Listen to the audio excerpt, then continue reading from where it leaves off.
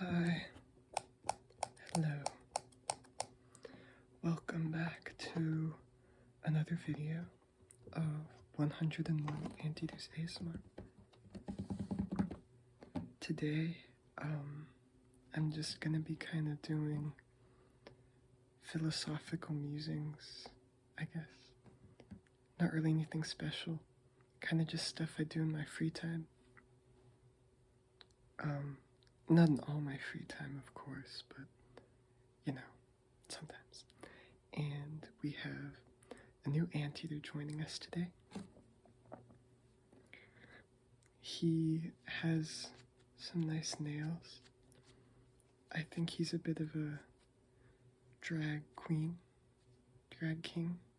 I'm not really sure what they're called, but anyways, I got my glasses on. Let me see if they can tap kind of okay. But I thought I usually wear these when I'm like on my computer playing a game or doing homework, something.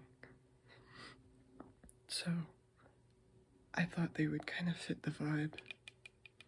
And I have a book with sticky notes that I've been reading behind me. And I figured out that if I tap on them or, you know, in the right direction, they'll kind of make a nice noise.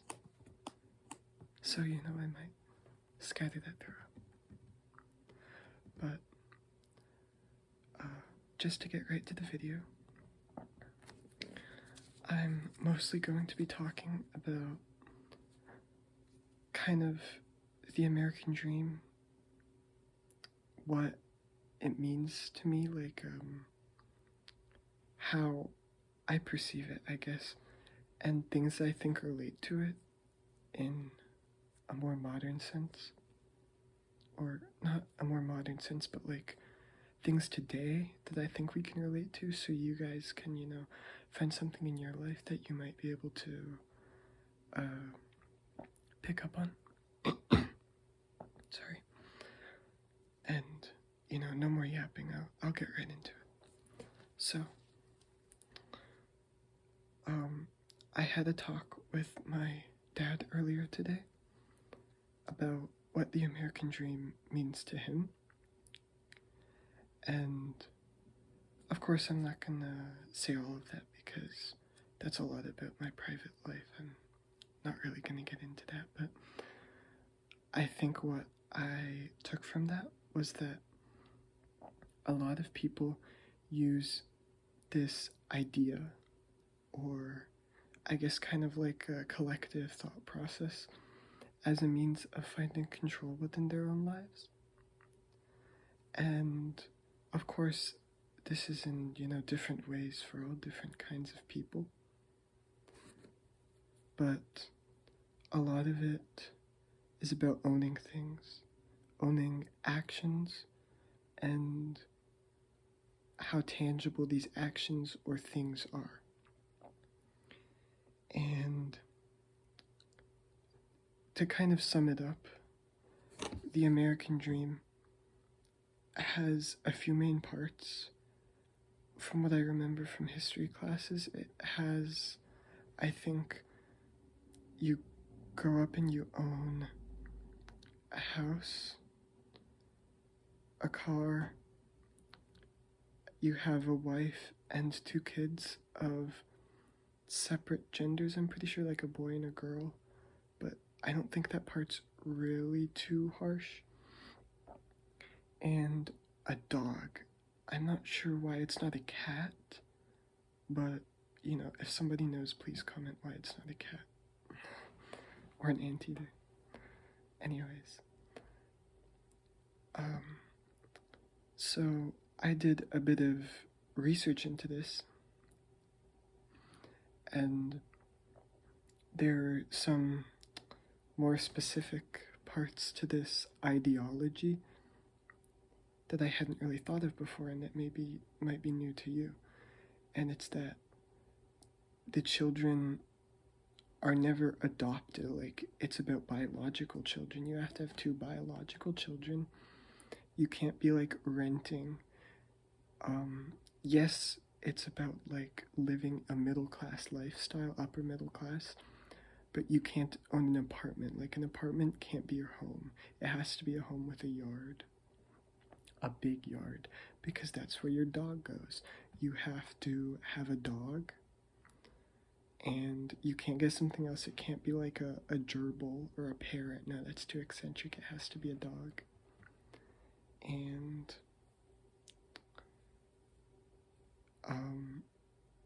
this all came as a bit of a shock to me, because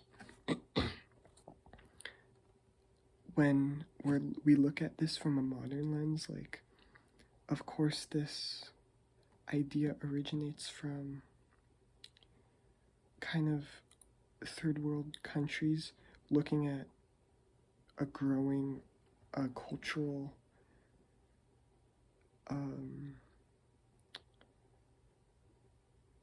cultural bubble of America, like specifically a culture that they weren't a part of, where America became one of the first countries in like the mid to late 1900s to have a really, really huge middle class.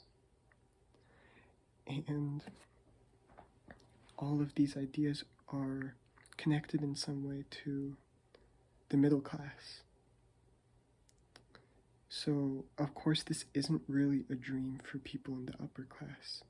They have more freedom and control over their lives. But for people in lower classes, in other countries that might want to move to America, this becomes something much more of an ideal, because they don't have the money for the house and the big yard. Maybe they don't have a love, so they don't have a wife and they can't get kids from that. Adoption wasn't really huge back then, and that wouldn't really have been part of the dream anyways. And,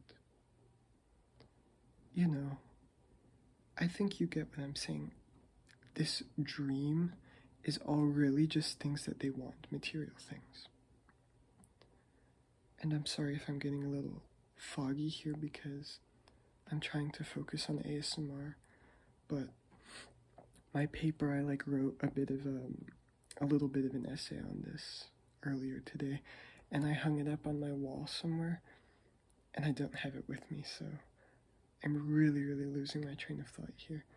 But that's okay, it gives you time to reflect or go to sleep, whatever you want to do. And anyways, it's all very tangible things, material, tangible, whatever word you want to use. You have to buy a house. You can't rent it. You have to be married, it's not your girlfriend and your children, it's your wife. So wedding vows are a huge part of this, like the wedding and the honeymoon. Like, it has to be really, really an organized relationship. So even if the two of you get divorced, you can say, I had the experience. And I'm thinking that's why there might be an emphasis, at least in like visual imagery of the American dream, of having a boy and a girl. Because, if these kids grow up and they end up resenting you, at least you had the experience of raising both a boy and a girl. It's all about experiencing everything and owning everything. A dog is always chosen, a specific breed of dog. You don't just pick up a dog off the street. And of course, you wouldn't do that anyways, but what I'm trying to say is, you go to the dog pound, you get the kind of dog that would be good for your family, one that runs around in the yard, There's some breeds that aren't good for that. I have a Bichon Frise. A Bichon is not part of the American dream, because they don't run around in the big yard. They're seen as lazy dogs. And, of course, this is not entirely true. My dog is lazy. Sometimes he also runs around. But because the perception is that Bijans are lazy dogs, they don't fit into this framework of having a big house and a big yard. Do you get what I'm saying? So you have to own everything, you know, you have to be married, have your vows, you have to own your house, it's your own.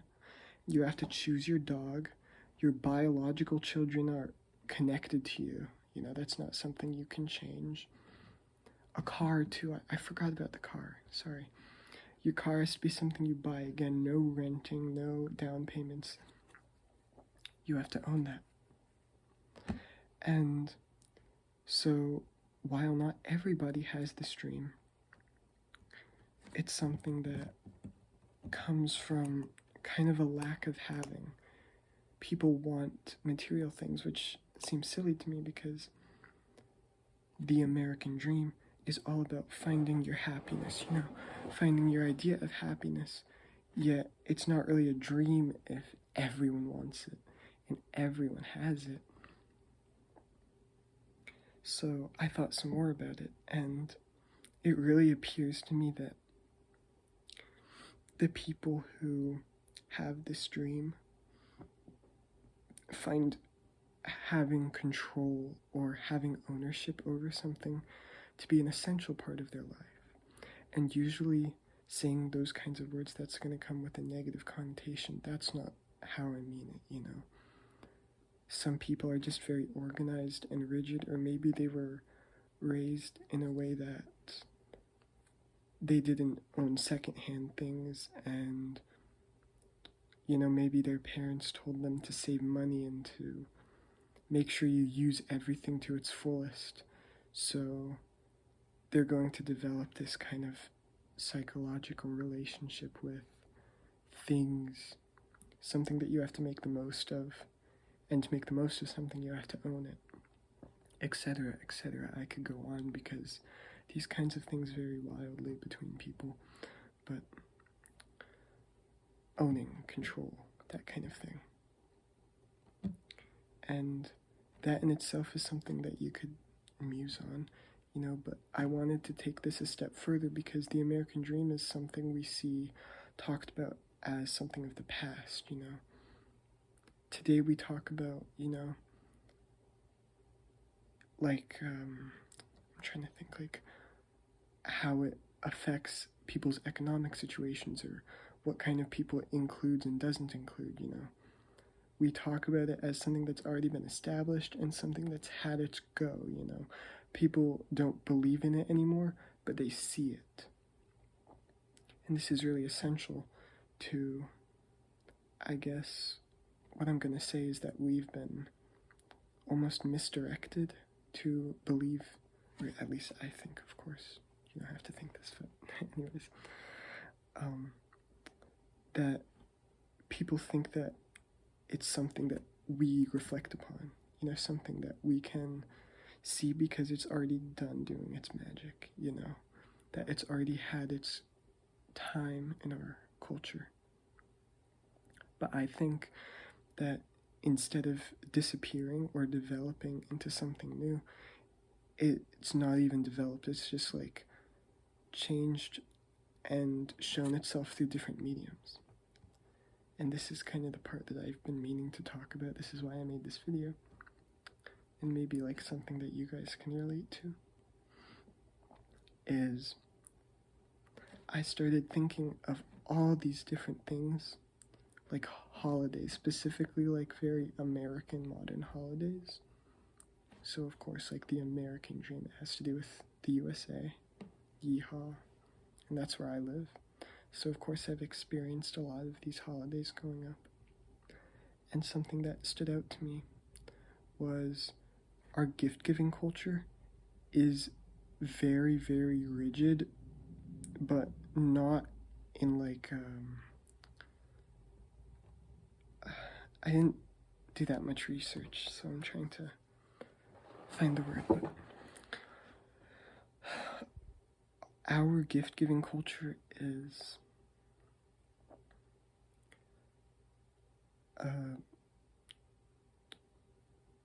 like we want a certain kind of thing, like we want a certain kind of action, but it's not like it's confirmed, it's just expected.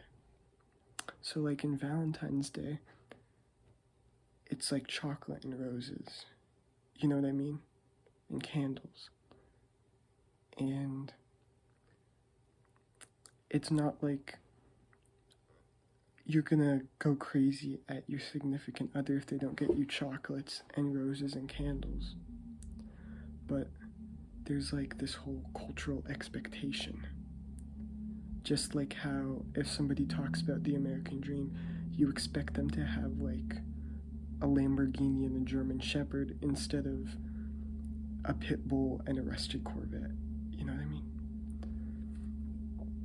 So, you know, in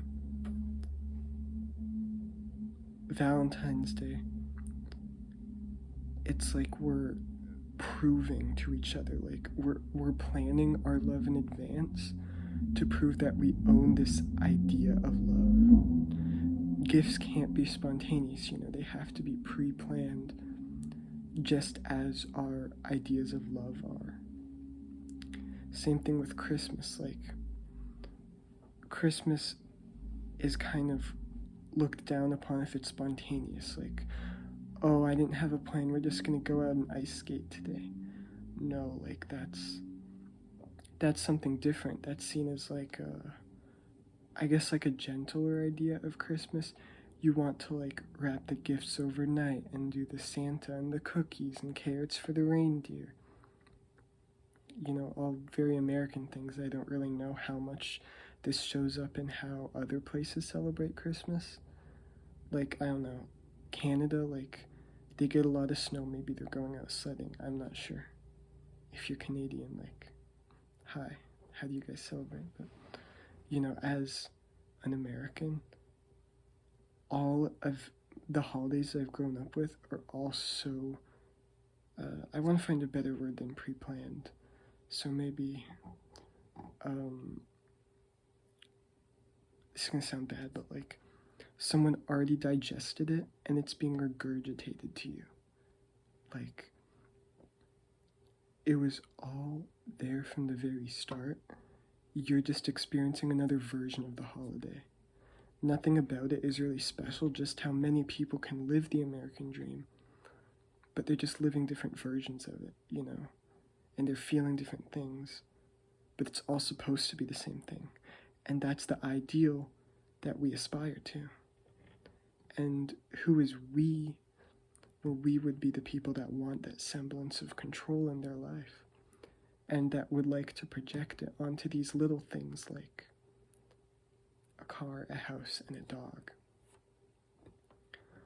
And on the topic of holidays, maybe some other holidays like Halloween or St. Patrick's Day, where there's not really a plan. Like, you can go trick-or-treating, you can go partying, you can watch horror movies, and you get to dress up as something that you aren't inherently.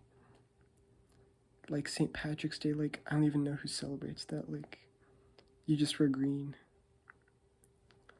And so you can wear any kind of green. I could wear this. I could also wear a different kind of green. There's much more freedom in how you celebrate those holidays.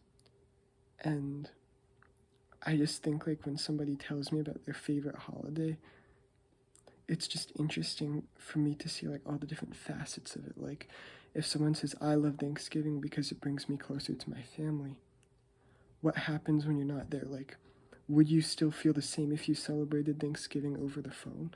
Like, your family FaceTimed you? Would it really recreate that same feeling of closeness? Or is it, like, something that that person needs proven to them? Like, to prove that their family is close together and fits into the traditional way of staying together.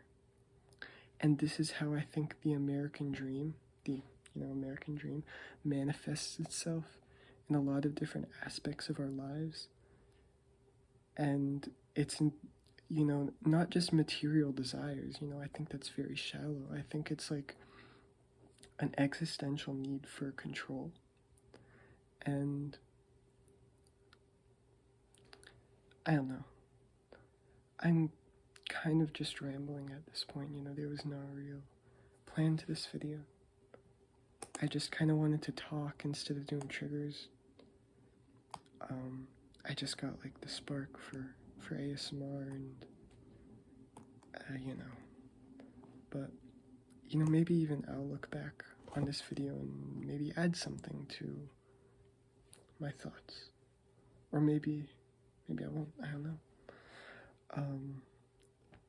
But I think I'm done with my rambling, because I really lost my train of thought.